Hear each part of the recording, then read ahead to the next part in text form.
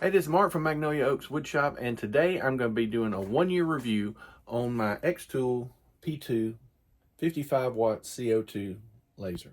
So what I'm going to do is I'm going to turn around the camera and I'm going to show you a few of the features I really love and a few of the features I don't care for so much, okay? Okay, so this is, again, the xTool 55-watt CO2 P2 laser, and so I bought it basically right when it came out about a year ago. And I was not given this machine. I paid for everything with my own money, and it's been a really great addition to my business. I have a diode laser, as you can see over there. It's a D1 xTool, and this CO2 has really expanded my capabilities, and I really have enjoyed using it over the last year. But I want to be truthful and share all the things that I really like about this machine and some of the things that I wish were different. So first of all, what I bought with the machine when I bought it was just the P2 itself. And so I didn't have this riser base right here, which is an additional cost. And if you look in here, I've just cleaned it up a little bit, and this gets used probably about 2 to 4 hours, 5 days a week cutting. And so I try to keep it maintained and cleaned very well to keep it lasting a long time. And so what I use it for primarily is engraving hardwood.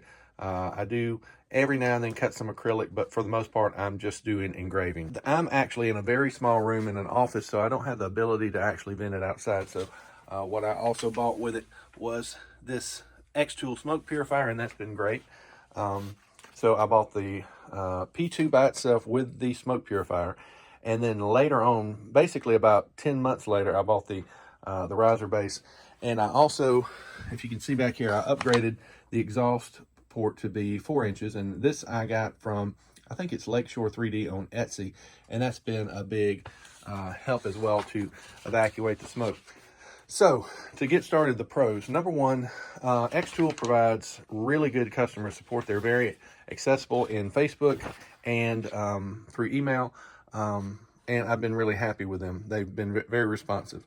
Secondly, I think it has the best feature set of any of the CO2 lasers, especially at the price point and at the time that I got it. First of all, it has the curved engraving where you can do this tray, for example. You can see it has a profile in there, and normally this actually wouldn't be a problem because the laser can very easily get down in there. But what it can do, if you wanted to print maybe from edge to edge, it has a round over on the side. It will actually go through and map all these points vertically and get a map of exactly where it needs to go. And so it will be able to, engrave on a curved surface and have the same detail as on just a flat surface. Also, second thing is the conveyor belt engraving. Now, I don't have the conveyor belt, but basically it gives you the ability to install the conveyor belt if you have enough room and be able to do very, very long items. So I haven't used that, but a lot of people do, and they say it really works well. Next thing is the dual cameras for positioning. So basically what you have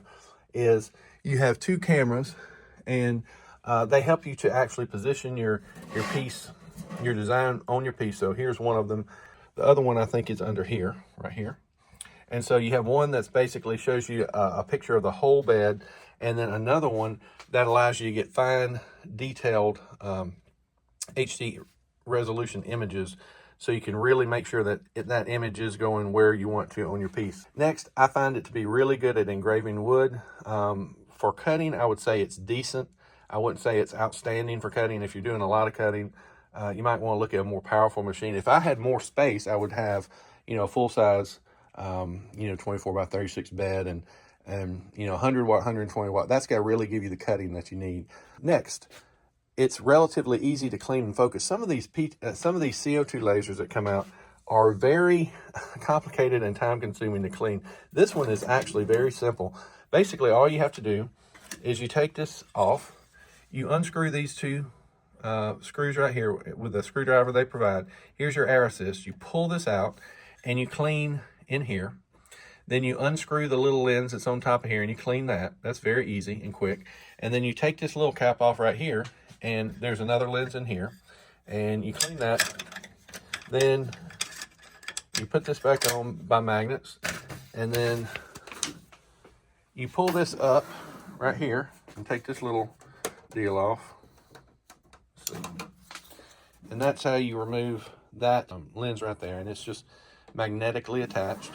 And then all this, you're just doing it with alcohol wipes, and you just clean out the inside. So I clean all the back, I clean the lid, I clean everything that you see here, wherever there's dust, and it's mainly dust with me from, engraving wood. Very quick and easy. So I find that the cleaning, you absolutely have to do it on a CO2 laser because they get so much more dirt and debris around because they're so much more powerful. I found it to be extremely rugged and dependable to use. I've not had any issues other than a few that I'll discuss in a little bit. The cutting bed area is actually 23.6 by 12.1. So the bed itself is about 26 by 13 something in the actual bed. But what is addressable by the laser is 23.6 wide by 12.1 tall. And the max cutting height when you're using either the slats, which I've taken out, or the honeycomb, which is an additional cost, is claimed to be 2.5 inches. If you don't have the riser base, you can take out the crumb tray and remove the slats and actually be able to get down to 2.5 inches. But with the slats on and the honeycomb, I would say 2 inches would be about the max that you could do. So those are all the pros. And now I want to talk about a few of the things that I don't like that much. I wish were updated. Some of the cons. So this machine is obviously xTool is based in China, and so their support is based in China. And with that, they respond at nighttime. So if you send an email to them at 9 o'clock at night, Central Time, U.S., they will probably get back to you that night. So they're very responsive. However, they ship from China, it appears. Most of their things, like if you're needing replacement parts and things like that, it seems to come from China because the shipping is pretty slow. I would say if you need a replacement part, it takes about 2 weeks to get to you. That may be different for different parts, different machines, but that's been my experience. So they're very responsive. However, them being in China, you're not going to call them on the phone. You're not going to get a part overnighted to you. So that's just something to be aware of. The cutting power on these, I would say, is pretty good. I wouldn't buy this if you are trying to cut out 1/4 inch wood, obviously. You can cut, 3 millimeter birch or whatever it might be pretty easily. It's just pretty slow, and typically 2 passes for me. So I wish that was better because I would really like to be able to do a lot more cutting than I'm able to do. The laser dot size on the P2 is 0.15 by 0.2 millimeters, which is a little larger than I like for detail engravings, but that again is more of a multi-purpose type laser dot that allows you to do cutting on a variety of materials.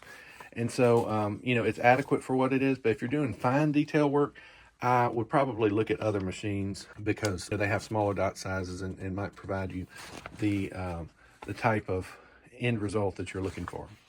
Okay, next is the riser base. The riser base does not come, at the time of this recording, it does not come with the P2.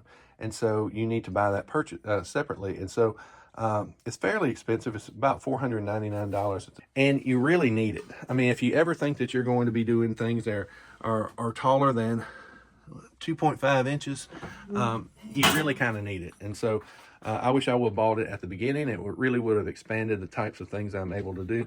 And it should actually, I think, be included with the machine. I think if you're just doing acrylic or something that's, a uniform thickness, 3 millimeters, 6 millimeters, something like that, you're going to be fine.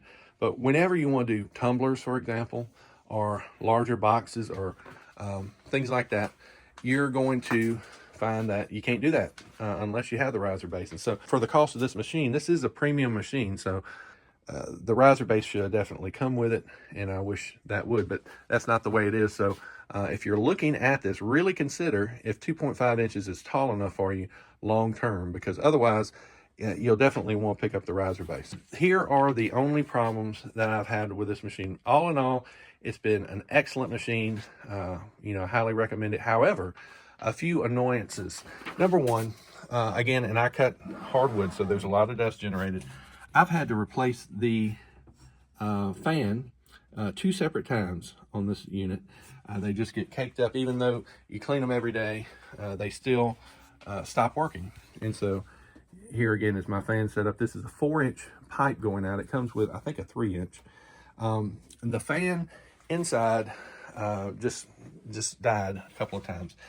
And that wouldn't be that bad if you could just go and get a replacement part very easily. So I had that happen during the rush season in November. It died, and I thought I could just go out and get another computer fan because it looks just like a computer fan. However, the specs on that are, I don't know if it's proprietary, but I wasn't able to find anything on Amazon, eBay, anywhere on Google that was that particular size, amperage, and electrical setup. I can't remember what it was, but it seems to be a proprietary setup that you can only get from xTool, and so that was very problematic and caused me a lot of issues. Number two, the air pump. So, well, one thing, I had to replace this part right here, this little air tube, and that was very, very simple. It just basically over time, after you take it out and bring it back in over time, it develops holes in this plastic, and you just need to replace it because the air will leak out. I got back with xTool, and it was during my warranty period, and they just sent me a part out, very easy to replace. Replace that once. And then the air pump is actually back here. It's on the back, and I don't think you can see it. It's back there kind of by the plug, but basically you have to take apart this entire machine, all the left side, the right side, and the back, and then you have to take apart parts in the back. I would like it to be much more accessible to change something that is probably going to fail at some point. Should be easier to access, maybe on a side panel, or the fan itself is not that hard to access. It's just 4 screws, and you pull it off, and then you can easily access that. Now, the cable that you attach the fan inside is kind of tricky because it's very short. You have to use needle nose pliers to get to it. But the air pump, even though it was easy to replace once I got to it, and that was, again, during a busy time. You know, it's always going to happen during a busy time. But all in all, would I buy the P2 again for my business? Yes, I would, because at the time that I bought it, it was the best machine for the money, and it's performed very well. I've been very happy with xTool support. Have there been hiccups and times I've wanted to throw it out a window? Absolutely, 100%. But I like the xTool ecosystem. The Facebook groups are great. A lot of really good people in there trying to help you with any issues that you have, and a lot of expert people that can really help you figure out what's going on. So I highly recommend it. If this is something that you're interested in, I'll have a link down in the description. And if you have any questions or comments, I'll be glad to answer those. Again, this is Mark with Magnolia Oaks Woodshop. I appreciate you, and I'll talk to you on the next one.